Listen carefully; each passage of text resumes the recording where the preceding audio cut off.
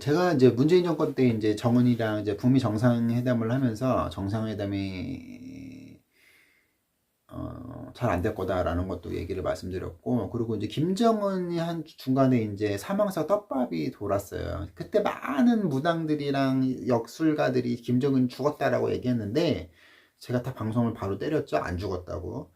그래서 이제 그런 어떤 에피소드가 있었습니다. 그때 제가 이제 얘기한 게 뭐냐면, 정은이가 43살부터 오는 이제 지옥의 시간을 견뎌야 된다. 43살부터 53살, 그리고 57살부터 61살, 요 두 번의 고비가 올 텐데, 잘 넘어가야 된다라고 얘기했습니다. 어쨌든 간에 프로필상으로는 정은이가 83년생 혹은 84년생으로 되어 있기 때문에, 43살이 다가오고 있죠. 83년생으로 보자면, 이제 내년부터 43살인데, 벌써 보세요. 정은이가 이제 어떤 건강 이상설도 많이 들어오고, 지금 탈북, 그리고 이제 북한에 대해서 지금 더 여러 가지 이렇게 들려오는 뉴스가 이제 심상치 않습니까? 그래서 이제 굉장히 이제 정은이가 우리 김정은 국무위원장께서 굉장히 이제 급사할 위험이 있으시다라는 거고, 이번에 급사는 이제 할아버지와 아버지처럼의 심장의 문제냐라고 봤을 때 그건 아니고 아마 쿠데타나 살해의 느낌이 있다. 살해가 아니더라도 어떤 격변이 있어서 이제 이렇게 문제가 생겼다. 그러니까 타인에 의해서 죽는 거는 맞아요. 그게 뭐 그렇게 뭐 혈압이 오건 뭐 심장마비가 오건 뭐 직접적인 원인은 어떤 북한 내에서 문제가 생겨서 그 사람이 이제 이렇게 총살을 당하든 어떤 물리적인 뭐가 있어요. 그러면서 그 사람이 죽는 거고, 그렇게 따지면 우리 김일성도 저거죠. 뭐 이제 그 김정일에 의해서 이제 쿠데타 당해서 죽은 거긴 하지만 이제 그런 비슷한, 작게는 그런 거고 넓게는 쿠데타가 발생해서 갈 거다라고 보여집니다. 다시 한번 말씀드리면 작게는 어떤 작은 어떤 한두 명의 사람이 원인을 제공해서 어떤 정치적인 의견이나 아니면 어떤 이렇게 빡침으로 인해서 어떤 꼬이고 꼬여서 어떤 사건이 부풀려져서 정은이가 심장마비로 죽거나, 뭐 이제 두 번째는 넓게는 이제 어떤 이게 좀 급사의 기운이 이제 쿠데타의 기운이 강하다. 그러니까 특정한 사람이 분명히 껴있어요. 그러니까 쿠데타는 쿠데타인데 어떤 작은 사건이든 큰 사건이든 쿠데타로 죽는다. 이 고비가 있다. 이 고비를 넘어서면 이제 50대의 고비가 또 있다라는 거. 제가 볼 때는 60을 넘기기는 어렵다는 거예요. 그러니까 아버지보다 더 건자해서 오래 있기는 힘들다는 거고.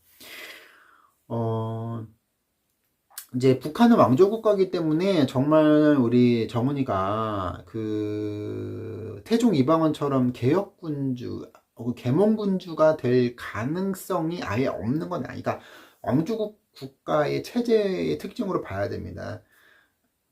근데 이제 먹고 사는 문제를 해결해 주지 못하면 아무리 핵 있고 뭐가 있더라도 이제 계몽군주가 되기는 어렵죠. 그래서 지금 북한이 본인도 상당히 자기네들이 궁핍하다 보니까 중국이나 러시아서로부터 뭐가 대단한 지금 경제 지원을 받고 있는 상황은 아니거든요. 저는 지금 정은이가 그래서 이제 트럼프에 줄을 대고 있을 것 같고, 트럼프에서부터 아마 이제 미국이랑 어떤 국교 정상화를 한다고 하면 바로 이제 일본이랑 넘어가는 건데, 제가 이것도 문재인 정권 때 얘기를 했습니다. 국교 정상화를 하면은 우리나라는 좆된다고. 근데 그럴 가능성이 있습니다. 트럼프 정권이 아니어도 이미 북한이랑 대통령이랑 만난 전력이 있기 때문에 다음 트럼프 이후에 민주당이든 공화당이든 간에 이제 북한 입장에서는 정은이뿐만 아니라 북한 입장에서는 굉장히 이제 꽃놀이표를 주게 되는 상황이 되는 거죠. 왜냐하면 처음이 어렵지 두 번 만나고 세 번 만나기 쉽단 말이에요. 그래서 정은이가 그래서 이 트럼프와 어떤 이제 사생결단을 좋은 의미로 내려고 하는 의미가 있고, 트럼프가 이제 되면은 아마 러시아가 북한과의 관계를 중지해 줄 가능성이 크다라는 거. 그래서 제가 또 얘기했죠. 그러면서 미국과 대화하면서 우리 대한민국과 대화를 할 것이다 라고 제가 예언을 했습니다. 그렇기 때문에 북한이랑 미국과 국교 정상화 혹은 회담을 분명히 할 거다라는 거로 제가 예언을 분명히 한 적이 있습니다. 그렇기 때문에 지금 그렇게 시계바늘이 흘러가고 있는 게 아닌가 보는 측면이 있고요. 그 두 번째로 북한의 또 다른 급변 사태가 뭐냐면 지금 북한 MZ 세대들이 굉장히 지금 이렇게 민심 위반이 심각하다는 거고 그래서 이제 그에 따른 아마 이제 어떤 이렇게 국민들 봉기 소식이 종종 들릴 겁니다. 이게 성공을 하면 이제 쿠데타로 되는 건데 글쎄 이제 그 주민들에 의해서 인민들에 의해서 쿠데타 되는 것보다는 정치적인 엘리트들에 의해서 어떤 권좌에 내려오는 시나리오가 더 크다라는 거 있기 때문에 그런 거를 잘 봐야 됩니다.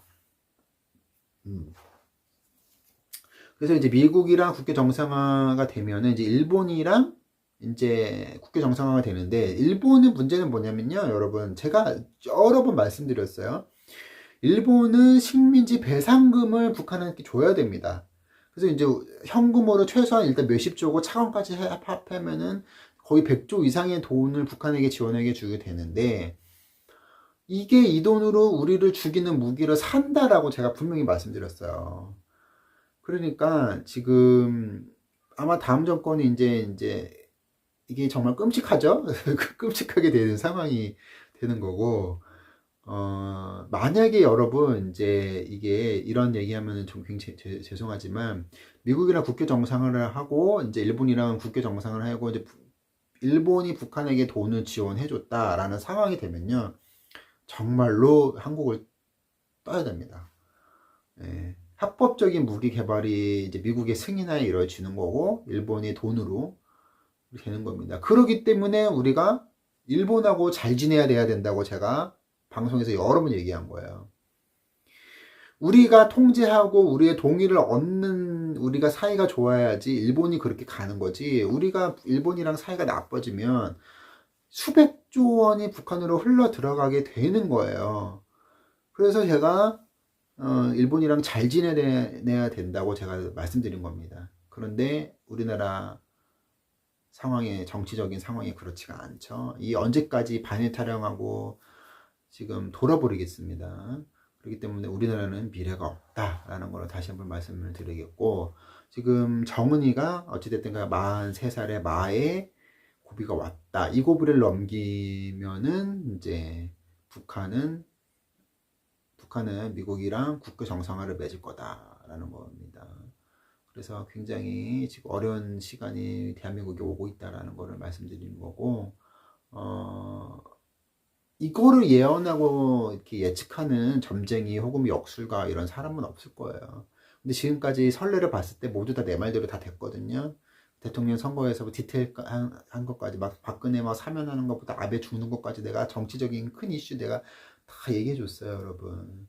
그러니까 여러분 아마 내 말대로 될 가능성이 많다는 게 아니라 거의 내 말대로 돼요. 100%요. 아베 죽을 때 보세요. 죽을 줄 누가 알았겠어요? 내가 딱 얘기했잖아요. 아베 죽는다고.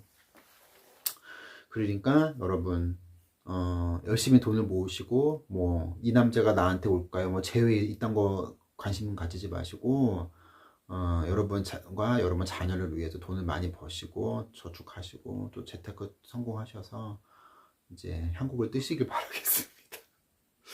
한국을 떠야 돼. 자, 아직 좀 시간이 많이 남았죠? 일본이 북한에게 돈을 주는, 돈 준다고 바로 뭐 북한이 뭐 그 돈 갖고 뭐 하는 건 아니지만, 어찌됐든 간에, 그때 되면은 상당히 어려울 거다. 그래서 이제 제일 기대하는 거는 북한 MZ들이 쿠데타를 일으켜주기를 가장 바라는 건데, 어쨌든 상황을 봐야 됐고, 43살에 우리,